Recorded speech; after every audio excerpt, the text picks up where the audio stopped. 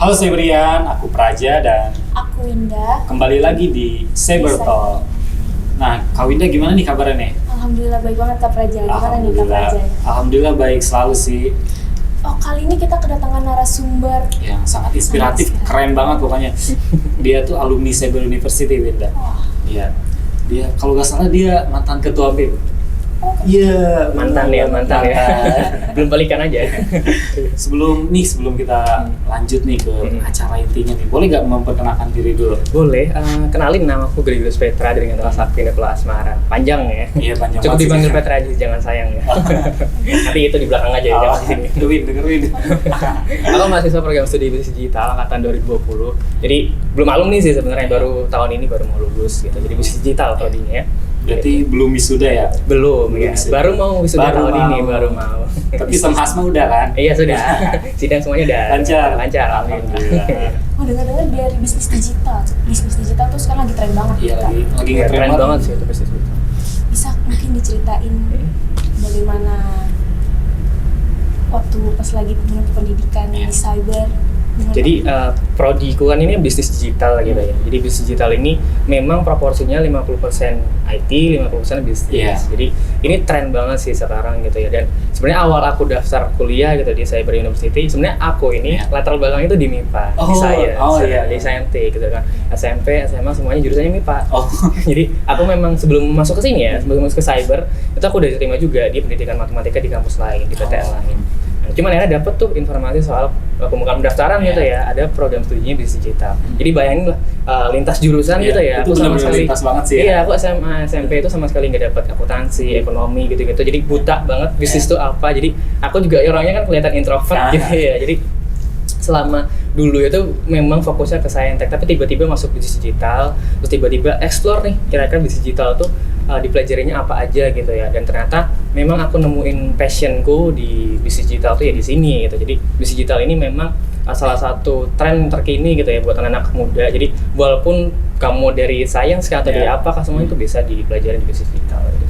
Berarti emang keren banget sih. Oke, benar-benar mulai dari nol lagi nih Kak Petra. Bener-bener mulai dari nol banget ya. iya. Sama sekali nggak tahu. Aku ada mapel akuntansi kan waktu itu ya. Itu sama sekali nggak dapat akuntansi dan waktu itu cukup struggle ya. Apalagi mapel akuntansi langsung dapat bahasa Inggris itu kan. Waduh, itu benar-benar struggle sih. Nakutin banget sih waktu iya, itu. apalagi buku-buku akuntansi itu Inggris semua. Iya, makanya jadi itu benar-benar dari aku pribadi kalau bisnis digital ini mulai dari awal sih kalau selama di berkuliah di Cyber University gitu. Nah, Kak Petra kan tadi kita udah ngomongin nih latar belakang pendidikan Kak Petra nih.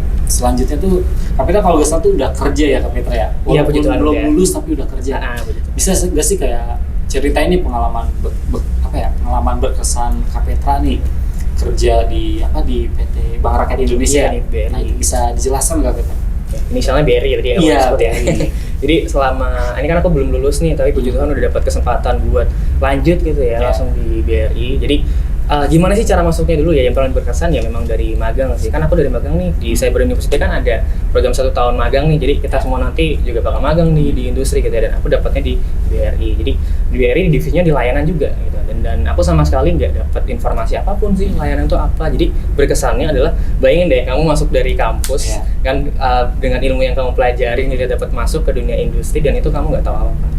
Nothing at all, kamu nggak tahu sama sekali gitu kan. Jadi bayangin aja kamu kan anak magang masuk ke hari pertama nggak tahu sama sekali yang mau dikerjain yang mau dikerjain itu sama sekali juga nggak tahu. Jadi memang yang berkesan itu malah hari pertama sih yang paling berkesan, soalnya di hari itu juga langsung dapat apa ya istilahnya dapat memang aku harus settle nih. Jadi memang harus ada perubahan walaupun memang ilmu-ilmu yang di kampus itu tetap masih kepake di waktu industri gitu di BRI. Jadi memang aku awalnya magang sih, ini juga berkat saya University sih. Jadi 1 tahun gitu langsung lanjut gitu ya. Iya benar.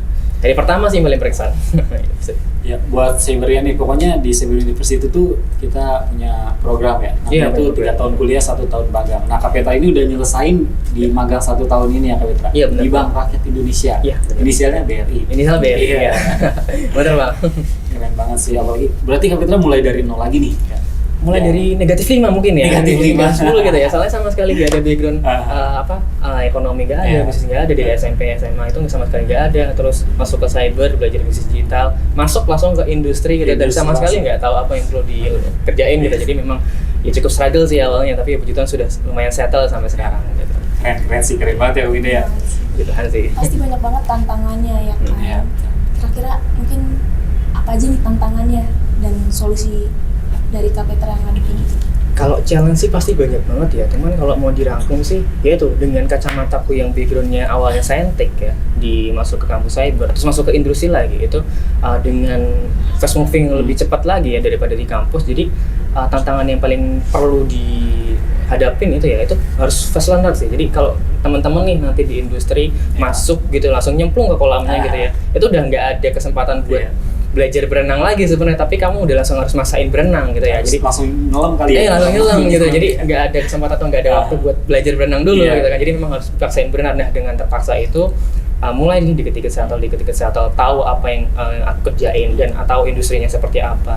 Terus cara kerjanya, sistem kerjanya di tim, di departemen dan seterusnya. Nah, itu challenge-nya di situ.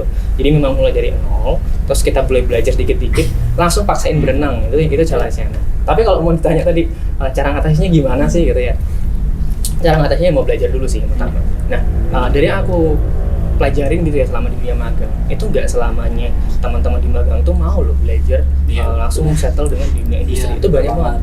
Jadi anak-anak magang itu mungkin yang perlu dilakukan pertama itu harus mau belajar dulu.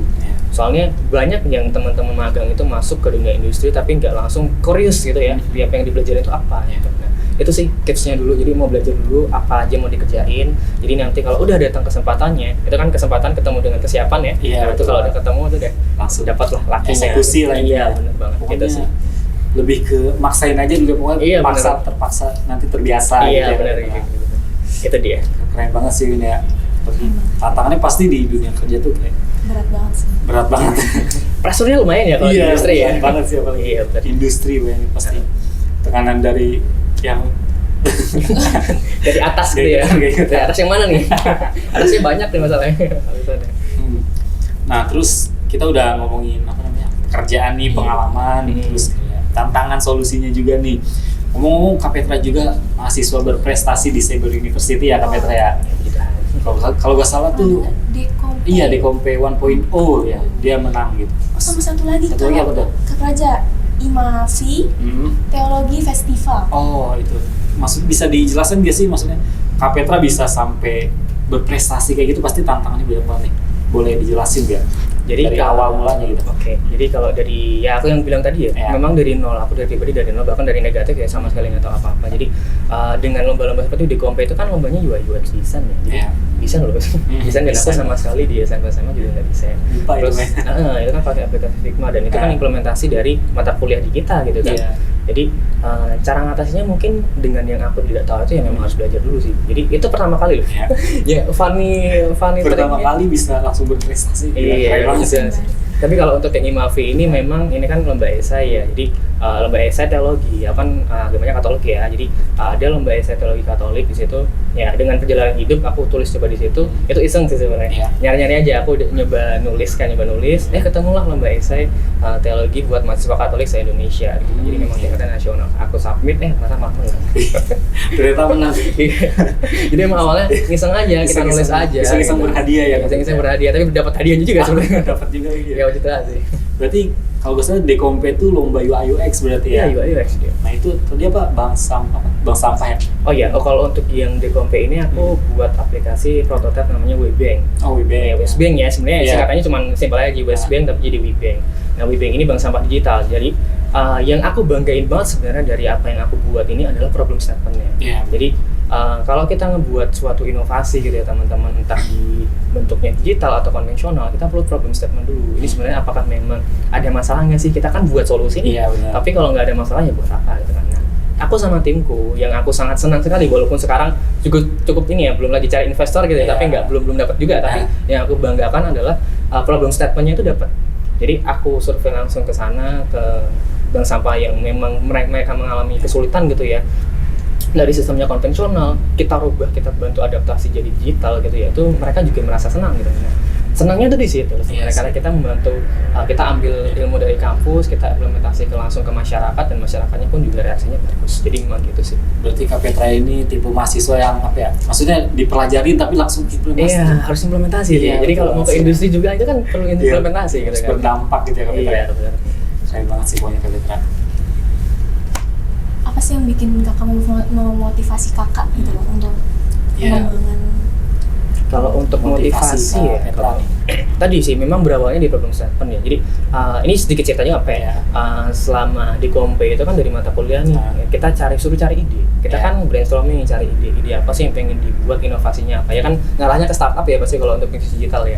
Dan ide-idenya ini memang kita perlu carinya yang memang ada problem statement. Nah ini susahnya di situ. Jadi motivasinya ya aku pengen untuk menyelesaikan suatu masalah di masyarakat gitu kan. Jadi ternyata akhirnya ketemu waktu itu iseng aja sih. Apa ya yang belum ada di masyarakat, dan itu tuh memang waktu pandemi kan waktu itu ya. Kalau angkatan corona nih, angkatan corona. Di waktu pandemi kuliahnya masih online juga, dan ternyata bank sampah ini ternyata banyak yang pilot gitu kan. Ternyata ya udah akhirnya dengan motivasi untuk membantu mereka gitu ya, karena aku coba bantu prototyping desainnya, dan puji Tuhan menang juga di Kompe 1.0. Dan sebenarnya di WeBank ini menang juga salah satu lomba juga di UPI ya, kalau nggak salah di UPI. Itu juara 2 sih puji Tuhan. Wah, jadi itu keren banget sih. Iya.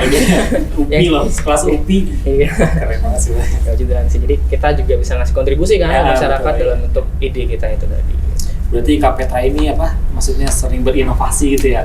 Nah, ya bisa dibilang gitulah ya. Bisa dibilang gitulah ya, Keren banget inovasinya sih. semuanya. Maksudnya inovasi Kak Petra yang paling berkesan itu apa buat Kak Petra?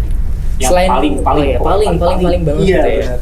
Oke, selain WeBank itu pasti berkesan banget ya. Cuman ada satu lagi inovasi yang namanya Gypsy Reset. Jadi kalau WeBank ini kan memang sudah lumayan menang lomba, udah sering dari segi desainnya, dari segi idenya, dari segi project bisnisnya, itu semuanya sudah dapat appreciation. Dan di situ sekarang untuk prosesnya memang baru cari investor gitu ya. Tapi ya karena aku lagi kerja juga, gitu, jadi aku sambil nyambi, dan aku buat satu lagi inovasi satu lagi namanya Gypsy Reset. Jadi ini problem statement-nya juga sama. Problem statement-nya itu adalah dari mahasiswa yang kesulitan buat skripsi. Buat cari konsultasi kemana gitu ya, mungkin dospemnya di ghosting kayak kan relate gitu ya. So ternyata aku coba buat platform secara digital, pemasarannya digital semua lewat sosmed, lewat semuanya, dan dapatlah lumayan projectnya. Jadi aku juga memberikan konsultasi, jadi produknya itu konsultasi kelas online gitu ya ke mahasiswa-mahasiswa yang kesulitan skripsi gitu kan. Dan ternyata memang respon dari pasarnya pun ternyata banyak. Dan aku juga mengerti bahwa memang inovasi itu nggak cuma sekedar dari kita pengen cuan aja, enggak. Tapi kita juga bisa menyelesaikan apa yang jadi masalah di customer kita gitu kan. Dan itu aku seneng banget sih dengan adanya Gypsy Reset ini, aku bisa membantu mahasiswa juga selain dari WeBank tadi gitu. Itu keren banget sih. Dan ngomong-ngomong, kalau Kak Petra itu ownernya Gypsy ya. Ownernya sih. Iya, ownernya enggak. Keren banget kan? Benar-benar ya sangat menginspirasi banget lah ya. Keren sih.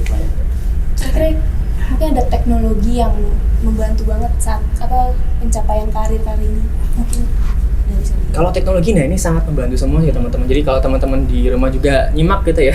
Jadi teknologi bisnis digital gitu ya, bisnis digitalnya gitu ya, itu yang paling berpengaruh dari aku pribadi ya, itu bisa dibilang 99%. 99% mempengaruhi karirku, mempengaruhi pendidikanku adalah dari sosial media. Jadi sosial media ini, kalau teman-teman nanti mungkin nggak apa-apa ya follow di IG di belakang ya. Boleh banget dong. Nanti kita cek-cek, ya udah ya. Wah, Jadi nih.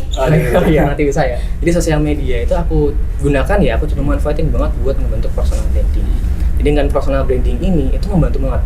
Jujur membantu banget. Personal branding kan sebenarnya pada dasarnya kan pemasaran ya. Iya, kan marketing digital diri marketing. Iya, diri kita sendiri kita pangkalnya. Dan dari situ aku dapat banyak kesempatan atau opportunity dari situ. Jadi orang-orang yang ada di sekitarku dulu nih, lingkungan circleku ini yang paling dekat, tahu aku ini gimana, orangnya gimana, aku bisa provide apa, value yang aku bisa kasih itu apa. Ngembang lagi terus gitu kan, sosial media kan seperti ya jaringan gitu ya. Jadi dari situ bisa mengembang, jadilah Gypsy Reset juga, jadilah WeBank gitu ya. Jadi itu personal branding yang perlu aku buktikan gitu ya lewat sosial media. Jadi teknologi yang cukup membantu ya sosial media sebenarnya. Nah jadi kalau anak-anak muda kan pakai sosial media nih, nah itu cuman nggak semuanya aku lihat pribadi bisa memaksimalkan si personal branding itu. Bisa mempersonalkan branding mereka gitu ya. Iya, itu sangat berpengaruh buat Bapak. Ini berhasil gitu ya di aku gitu. Keren sih kalau itu. Emang pada itu kita personal branding itu penting banget, terus networking juga ya. Networking juga penting. Jadi sedikit tips juga nih buat teman-teman di mahasiswa ya. Salah satu yang berpengaruh juga buat di dunia industri adalah kita dekat dengan informasi ya, networking tadi. Jadi kalau teman-teman pengen dapat informasi, jadi sebenarnya kalahnya kita kalau kita lihat dari dunia kerja gitu ya, kita cari job seeker. itu kalahnya adalah satu orang dekat dengan informasi, 10 lainnya tidak gitu. Walaupun 10 lainnya itu dia top PTN atau terus dari kampus yang bagus, tapi yang satu ini dari kita, contohnya dari aku, kan aku dapat magang nih dekat dengan informasi ya, jadi aku dapat jalurnya sendiri. Nah itulah yang kita itu salah satu yang meningkatkan untuk kemenangan kita supaya di dunia industri kita bisa dapat posisi kita. Itu dekat dengan informasi, jadi teman-teman bisa manfaatinnya nanti ya. Memanfaatkan informasi gitu ya. Iya benar banget. Terus nggak bisa menelan mentah-mentah, harus di itu harus disaring ya. Mana yang bagus, mana yang enggak, mana yang positif, mana yang negatif. Nah, Kak Peter nih, buat bisa nggak ngasih saran nih buat teman-teman yang mau berkarir, mulai karir di teknologi sama di banking ya. Teknologi sama banking ya. Sarannya nih buat Kak Peter gitu. Kalau dari aku pribadi ini based on pengalaman juga ya, aku jadi juga belajar juga, masih belajar juga. Jadi kalau teman-teman, mungkin dari teman-teman mahasiswa ya, adik tingkatku nih yang cakep-cakep sama cantik-cantik nih. Jadi kalau nanti teman-teman pengen ke dunia industri, tips utamanya adalah mau kerjain apa aja dulu deh. Mau kerjain apa dulu, jangan terlalu idealis kalau di awal ya. Dari desain, dari coding, dari komputer, semuanya coba dulu kerjain. Nanti kalau teman-teman udah siap dengan berbagai elemen atau berbagai bidang itu tadi, ketemulah kesempatannya, itu baru jadilah keberuntungan. Gitu. Jadi teman-teman nanti bisa cobain aja, belajar apapun itu. Nanti kalau teman-teman udah dapat opportunity-nya, itu dapat lagi. Berarti pada intinya kita udah cobain apa aja cobain gitu aja dulu, cobain aja apa dulu. Apapun itu harus dicobain ya. Apalagi kan sekarang tuh di era digital banyak banget kesempatan ya. Iya, banyak banget. Apalagi banyak magang juga kan, perusahaan-perusahaan, terus kayak pengabdian masyarakat ya. Pokoknya kan cobain semua. Iya, cuman problem kita kan nggak tahu nih apa yang mereka butuhkan gitu. Jadi kita perlu siap semua perangkatnya gitu kan, apa yang kita punya yang kita bisa deliver ke mereka gitu kan. Jadi kalau mereka butuh A, kita udah punya A gitu kan. Ketemu itu kan kesempatannya. Nah, itulah di situ. Plok gitu lah. Langsung klop gitu ya. Langsung klop ya. Berarti mungkin ada keterampilan yang paling penting gitu kan untuk dikembangkan. Kira-kira nih apa? Kalau keterampilan, good point sih sebenarnya. Kalau untuk keterampilan ya, kalau di dunia industri. Jadi kalau ini pengalamanku juga selama magang. Aku tuh magang sama teman-teman dari top kampus, dari top A di Indonesia, dari UB, UI, UGM semuanya. Perbedaan utamanya apa coba? Dari aku sama mereka, dan ternyata aku dapat lebih kesempatan itu adalah public speaking. Jadi kalau teman-teman, aku yakin deh mereka bisa aja lebih pintar gitu ya. Kita sama-sama punya knowledge, kita anggap aja sama rata punya knowledge. Tapi dari mereka, kalau kita selama di industri itu nggak bisa menyampaikan apa yang kita pikirkan, ide kita, inovasi kita nggak bisa disampaikan lewat public speaking, itu kita nanti nggak bisa menyuarakan gitu ya. Kita tuh aku ini seperti ini gitu lah. Jadi personal branding tadi juga ya. Jadi kita perlu menyuarakan apa yang bisa kita lakukan gitu sih. Emang berarti public speaking juga benar-benar ngaruh banget ke karir ya. Ngaruh banget sih. Harus pinter ngomong lah ya. Jadi kalau di kantor kan kalau nggak bisa ngomong ya tenggelam aja gitu. Jadi nggak ada yang melirik juga itu dalam tanda kutip ya. Jadi kalau teman-teman nggak bawel, nggak ngomong gitu ya, gimana mau dilihat dari teman-teman di atas? Mungkin aku mau nanya lagi nih Kak. Tadi kan udah menjelasin beberapa pengalaman kan. Nah pasti dari beberapa pengalaman itu Kak Petra punya nih pengalaman lain. Bisa nggak sih diceritakan secara singkat aja nih pengalaman yang belum Kak Petra sebutin tuh?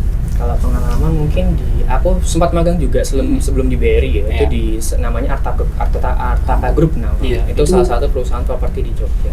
Jadi sebelum di BRI, jadi sebenarnya aku bisa lanjut ke sana sih, cuman karena aku pilihnya di BRI, jadi itu sekitar tahun 2022 ya, Januari sampai Maret aku magang di sana. Dari Maret langsung ke BRI kan langsung dapat BRI. Jadi selama di Artaka Group itu sama juga, aku jadi posisinya business development dan di sana yang ngembangin juga aplikasi namanya Badung Bondowoso. Jadi itu aplikasi apa? Itu aplikasi. Jadi uniknya juga ya selama aku apply magang di sana gitu ya. Jadi aku iseng aja sih cari magang karena waktu itu kan masih ada jeda waktu sebelum magang yang dalam 1 tahun itu ya. Jadi aku cari aja. Dan uniknya adalah sebenarnya aku tuh nggak lolos. Sebenarnya aku nggak lolos magangnya di sana. Kenapa bisa gitu tuh? Jadi aku dipanggil interview gitu ya teman-teman. Aku dipanggil interview dan ownernya tuh bilang, sebenarnya kamu ini nggak lolos. Sebenarnya kamu ini nggak lolos, tapi aku lihat portofolio kamu bisa ngembangin WeBank tadi itu. Dan ternyata memang mereka butuh untuk business development dan akhirnya aku dapat. Gitu. Jadi portofolio sih yang mereka. Portofolio juga ngaruh juga berarti. Iya. Pada awalnya nggak lolos ya, tapi mereka lihat portofolio di CV aku dan akhirnya bisa. Keren banget sih emang ya. Keren banget sih keren. Nah, tadi kita pokoknya udah ngebahas mulai dari latar pendidikan ya, terus pengalaman kerja juga, terus prestasi.